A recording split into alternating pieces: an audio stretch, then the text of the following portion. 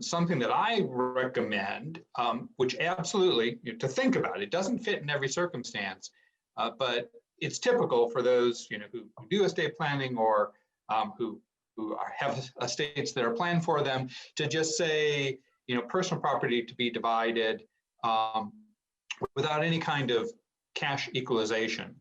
And I have found it to be very helpful to have cash equalization language built in, where when you divvy up the personal effects, you do a cash equalization. So if one person wants the very valuable item, it's especially useful if you have, say, just one or two very valuable items and the rest is routine. Well, how do you do that? How do you treat the three kids fairly when there's the one personal property item that's worth $100,000 and everything else combined is worth only $20,000?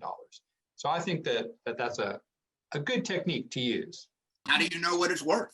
Yes, well, we have specialists that focus on that. So they've spent years and years in their particular categories or fields. And so they basically start to get an idea of what that value would be. So it is always a good practice to have property appraised.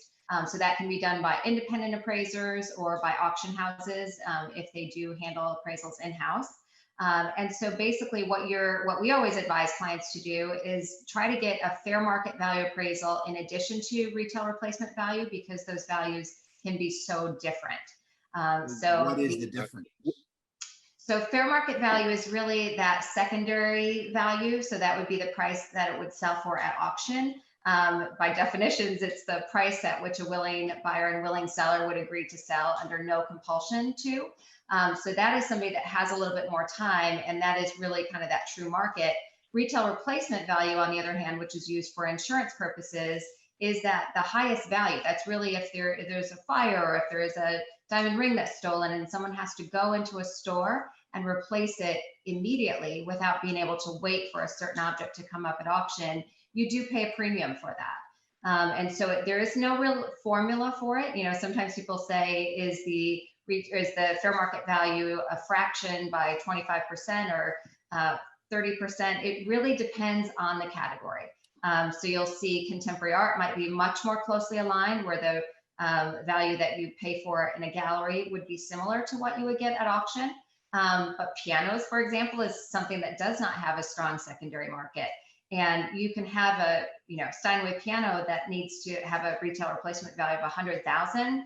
That very same piano might fetch only about $25,000 at auction. So by the way, you're being generous on pianos. this is the top of the line Steinway. Yes. Yeah, there's many others that don't go anywhere near that. But the top of the line, if you're talking about a brand new Steinway versus something at auction, that is a huge disparity, and there's oftentimes a lot of questions about that.